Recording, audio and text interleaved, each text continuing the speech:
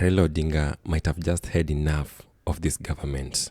Now, Raila Odinga is someone who has spent his entire political life fighting government brutality. How does such a man shake hands and smile with the same system that once hunted him down?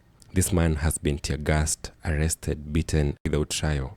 Suddenly, how could he be the silent partner in a government that is so brutal towards its people? And most importantly, people have wondered what keeps Raila silent. Is it the money? Is it closeness to the power? Is that enough to keep him silent? Is it enough to console his conscience? But finally, something seems to have pushed Raila Odinga past the breaking point, because as we speak, there is this leaked CCTV footage, one that may have silently ended the secret alliance between Raila Odinga and William Ruto. But what is in this footage? Why is this so dangerous? Let's go step by step, because nothing here is what it seems. Hiyo kitendawili kichwa yake ni mzuri kweli?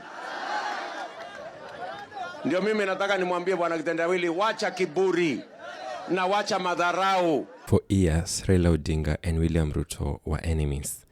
Their rivalry was bitter. Their followers fought, their words were sharp, and yet, after Ruto was sworn in, something very strange happened. Behind closed doors, the two began talking.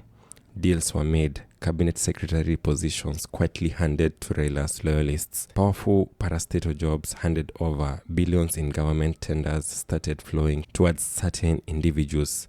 The opposition grew quieter by the day. And those who tried to question this sudden friendship, well, they were handled. Even Orengo, who was very vocal, criticizing the union, a few days ago was invited to the State House, and now he is silent.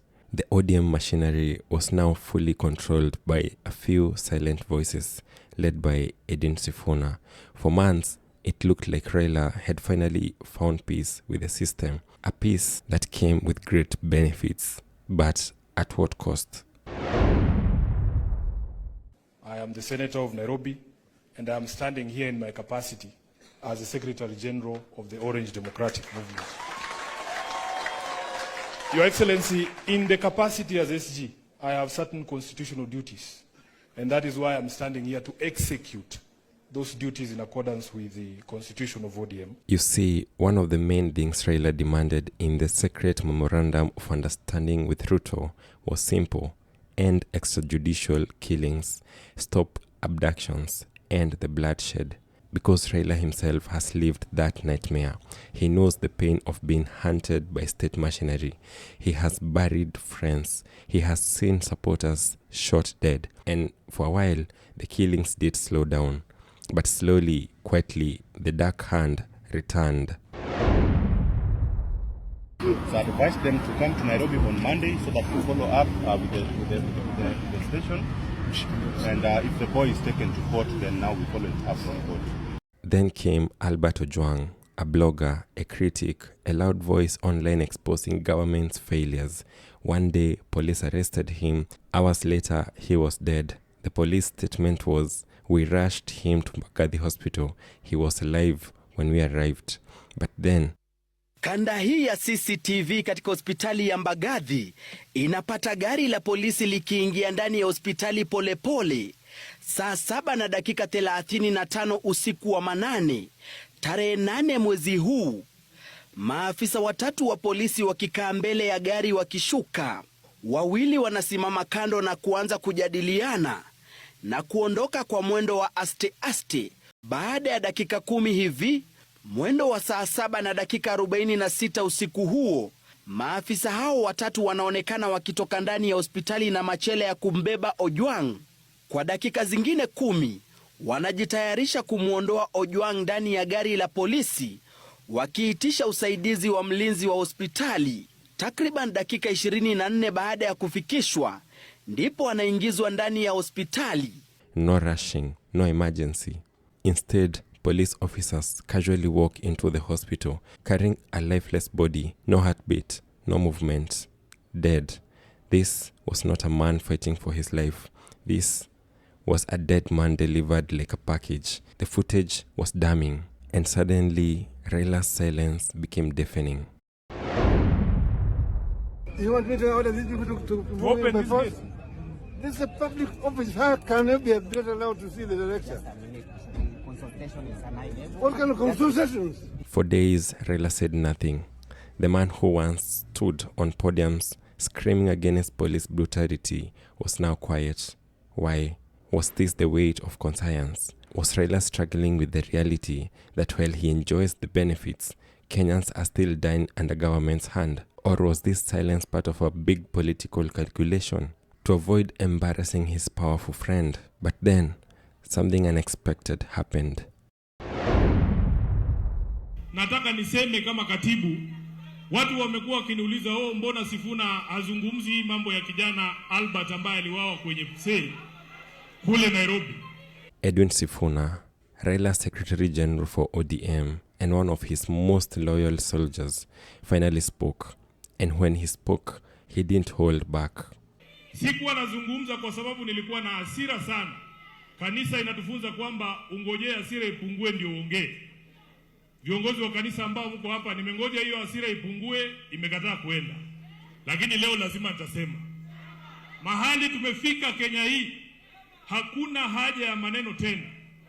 Mahali tumefika Kenya hii, we want action, we don't want words.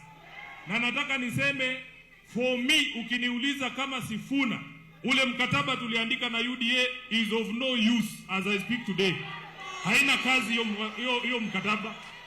Kwa sababu inawezekanaje tunaandikishana tuseme hamtaua vijana. Kijana anachukuliwa kutoka kwao, anapelekwa mpaka Nairobi, anawawa kwa sel. Juzi tumeona wengine wawili wamechukuliwa Elgeyo Marakwet. Wamepigwa, wamekatwa mikono, wamerushwa kule Nakuru. Mwingine amekufa kwenye police station ya Katitu hapa juzi. Na ndio maana nasema hiyo mkataba haina maana. Mahali imefika, it doesn't matter what else Ruto does. It doesn't matter what else he does. That agreement is dead. It is dead.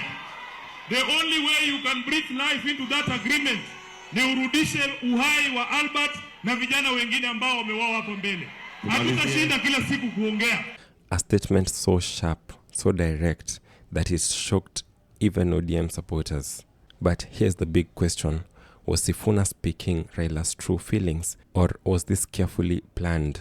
A way to calm down ODM supporters without fully breaking the secret deal with Ruto? Because as we all know, in Kenyan politics, nothing is ever as it seems. Makuzo mko. Makuzo mko. With 2027 approaching, alliances are shifting. Ruto still wants Raila's endorsement. Raila still wants leverage in future power negotiations. But this leaked footage has changed the game. It has forced Raila to choose. Will he finally break free from Ruto's government and reclaim his legacy as the voice of the oppressed? Or will he continue enjoying the benefits of the system while young Kenyans like Alberto Jang continue to die in silence? Because in the end, this is no longer about Raila and Ruto. It's about us, the people. The Kenyans who continue to suffer under regimes that change faces but never change their ways. Tuesday, tarehe 2 mwezi wa 5 tunarudi uwanjani. So I will leave you with this final question. Will Raila himself finally come out and publicly distance himself from this killer regime? Or was Sifuna's speech just smokes and mirrors, designed to calm us down while the secret deals continue behind closed doors? Kenyans, stay alert, because in this country, the game is always bigger than we think. And subscribe.